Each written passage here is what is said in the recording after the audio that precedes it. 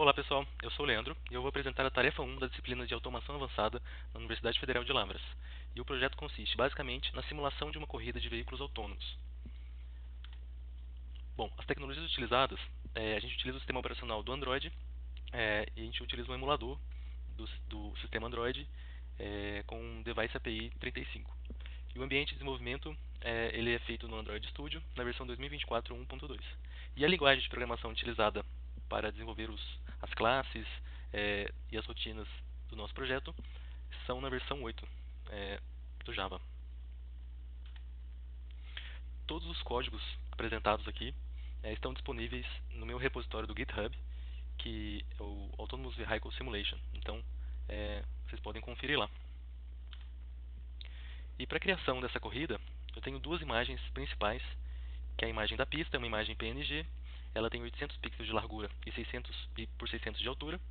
Então eu posso colocar outras pistas, foi feito testes inclusive em outras versões de pista, mas a que eu vou apresentar é essa, é a pista da Interlagos, uma variação dela, onde é possível colocar cabe três carrinhos lado a lado. O carro à direita, ele está em uma escala diferente, né? Mas ele tem 20 por 12 pixels lá na pista, então ele é bem pequeno. É só para visualização mesmo do carrinho utilizado também. Nós podemos utilizar outra imagem do carro que o algoritmo entende e exibe na tela. Bom, assim que o nosso projeto é carregado, a gente pode verificar aqui a quantidade de carros que a gente pode informar. Então, por exemplo, se eu colocar 7, ele mostra aqui a disposição da largada, com 7 veículos. Ele também mostra a linha de largada, de chegada, né? E aparece um botão para a gente começar. Então, eu vou começar com 3 carros inicialmente e vou inicializar. Então, a gente pode ver que cada carro recebe uma cor para a gente poder identificar eles. E assim como uma cor, ele também recebe uma velocidade máxima aleatória. Então, cada carro aqui, a gente pode ver que esse roxinho está um pouquinho mais devagar e esses daqui estão disparando mais na frente. É porque eles possuem velocidades máximas aleatórias para acontecer as ultrapassagens. Bom, partindo então para o reconhecimento da pista, a gente pode perceber esses sensores, essas linhas em vermelho, que representam os sensores, né, de detecção de obstáculos. Então, ele consegue detectar os limites da pista, assim como também os outros veículos. Então, o que acontece? Contabilizando as distâncias em cada um desses sensores, ele pode realizar o controle. Então, nesse caso, é feito o controle da direção, que é um controle PID, proporcional integrativo derivativo, que ele pode pegar, vamos dizer assim, os erros e ele aplica um controle para sempre corrigir esse erro. Então, ele consegue se manter no meio da pista. E aconteceu várias ultrapassagens. É também feito um controle da velocidade com o PID também. Então, assim que ele aproxima de uma curva, ele desacelera um pouco para ele poder realizar uma trajetória mais eficiente, né?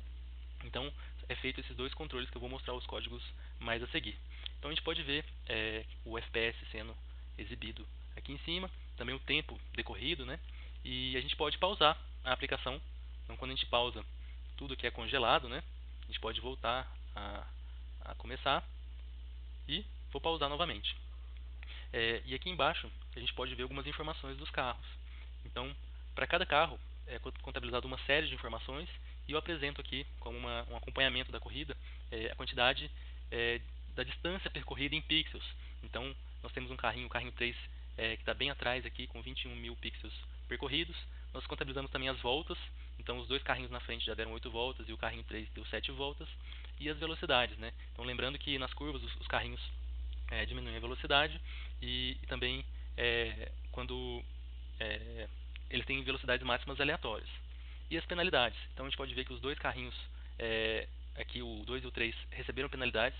O que acontece? Quando os carrinhos saem da pista ou colidem, acontece então as penalidades. Então eles já foram penalizados duas vezes aí na corrida. Então vou deixar rolando mais um pouquinho para a gente ver se acontece mais uma ultrapassagem. Esses dois carrinhos aqui eles estão com velocidades muito semelhantes, então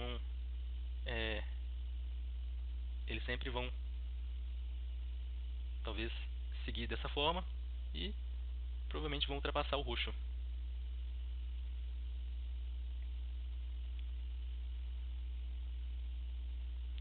Lembrando que a pista de Interlagos aqui é o S, né, do Senna, é uma parte crítica da pista aqui boa para ultrapassagens. Vamos verificar as ultrapassagens.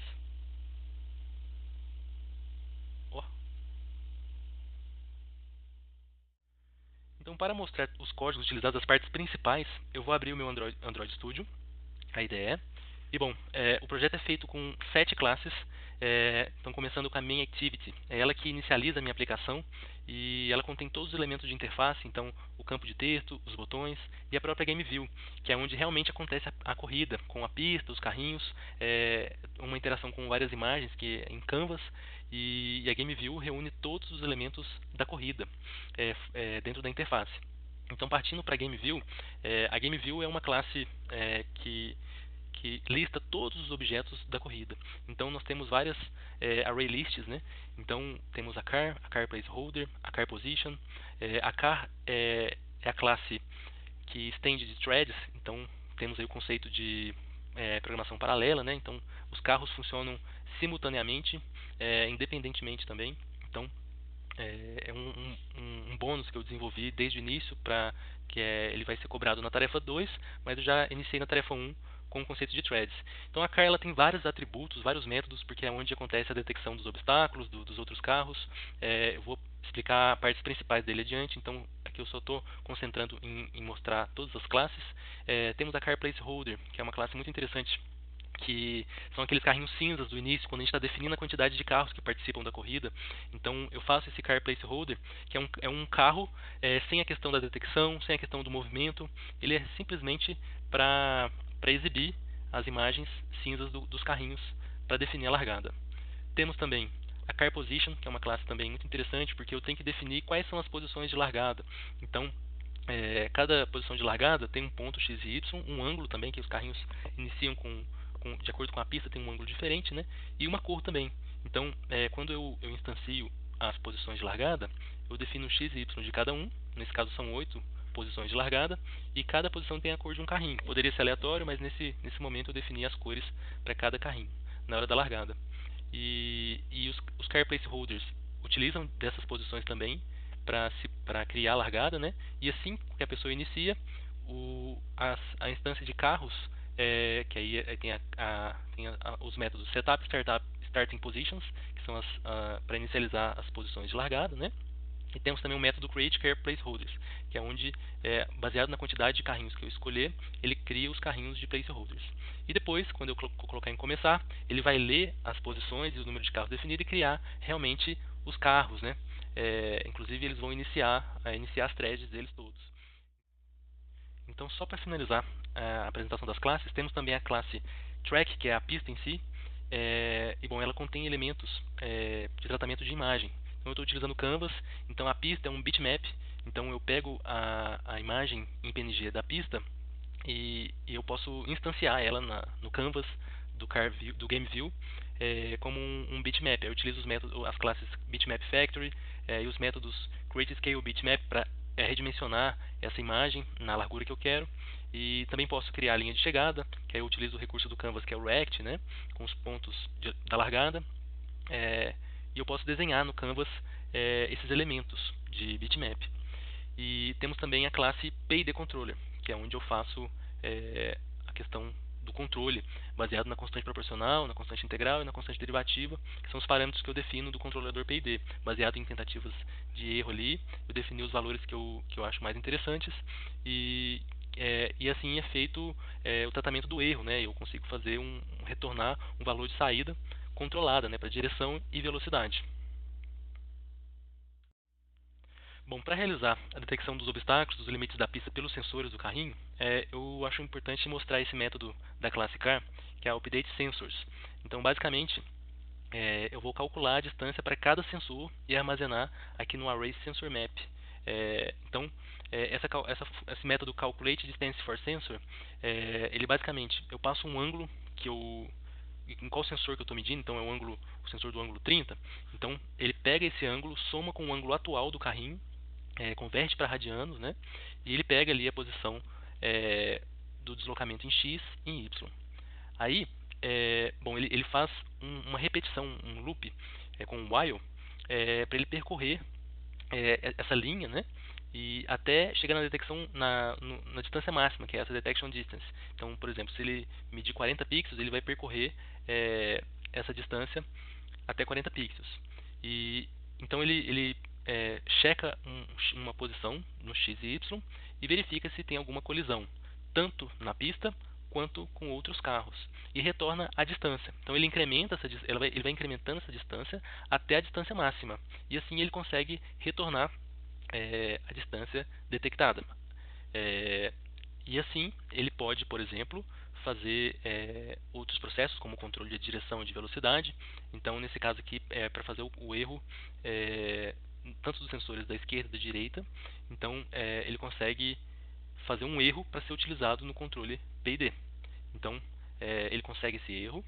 Aí ele utiliza um controlador PID que eu estou chamando de espessamento, né, de steering.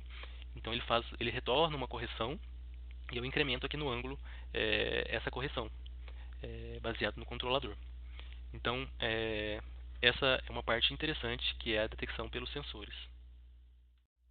Bom, e como é feito o controle da direção do veículo, baseado nesses sensores, dessas distâncias captadas pelos sensores? Bom, eu tenho esse método na classe CAR, Calculate Error, que ele basicamente pega os dados dos sensores da esquerda e da direita, então ele faz uma média entre esses sensores e coleta essa informação numérica dos dados dos sensores da esquerda e da direita, faz a diferença entre eles e, baseado nisso, ele pode ajustar a direção do carro com essa informação do erro, né? Então, eu posso pegar essa informação do erro e jogar no controlador PID, que eu estou chamando de Steering PID Controller, que é o controle de esterçamento, né? Então ele consegue, baseado nessa informação que eu informo do erro, ele faz uma correção de saída e eu posso aplicar essa correção no ângulo do carrinho, né? Esse é o controle da direção. O controle da velocidade do veículo é feito nesse método na classe CAR, chamado Adjust Speed baseado no Rotation.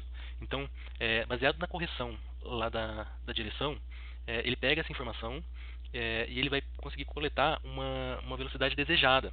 Então, ele tem uma velocidade mínima e máxima definida lá na largada, e além disso, ele tem uma velocidade alvo, né, que eu estou nomeando aqui. Então, baseado nisso, ele faz um erro da velocidade.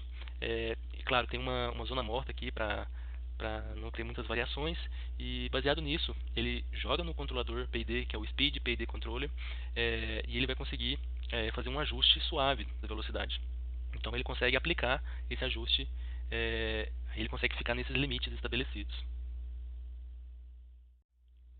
Para acontecer a movimentação do veículo, utiliza-se esse método MoveCar, da classe CAR também. Então, se o jogo não estiver pausado, ele pega o ângulo atual do carrinho, converte para radianos, e a partir disso ele vai calcular a nova posição do veículo. Então, ele precisa do ângulo e da velocidade. Então, se ele estiver andando a 5 pixels por frame, né? Então ele vai ter que deslocar 5 pixels nessa nova posição. Mais a posição que ele está atualmente, né? Então ele precisa fazer aí um cálculo baseado em senos e cossenos. Então para x utiliza o cosseno, para y utiliza o seno, e baseado nisso ele consegue essas novas posições. Então é baseado também nessas novas posições que ele pode pegar, baseado no valor anterior e no novo, e ele pega a distância entre esses dois pontos, ele consegue calcular aí a distância, o total da distância. Então ele vai incrementando aí a distância percorrida dessa forma. Então assim o carro desloca, né, baseado num ângulo atual, né? Então o carro consegue se movimentar. Então, caso o veículo venha colidir com a pista ou com outro veículo, ele precisa sofrer uma penalidade. Então, eu utilizo aqui esse método lá da pista, is collision. Então, se ele tiver uma colisão com a pista ou uma colisão com outros carros, ele vai ter esse procedimento de incremento das penalidades. Então, se ele não tiver nenhuma colisão, ele contabiliza a posição. Se ele tiver uma colisão, ele vai incrementar as penalidades. Então eu tenho que usar esse Hus Penalty para ele não ficar contabilizando várias penalidades, né? Então eu preciso ter uma estratégia de no momento que ele cometer a penalidade, ela se encerrar, né? Para poder contabilizar novamente caso ocorra, né? Para a contabilização das voltas, utiliza esse método check lap. Ele tem uma coisa interessante, que ele tem que esperar o veículo ultrapassar a linha de largada. Então somente depois ele verifica se ele vai estar se ele vai passar pela linha de chegada. Assim ele incrementa nessa variável lap count. Então assim ele pode contar as voltas. E assim eu encerro a apresentação do meu projeto da tarefa 1 de automação avançada.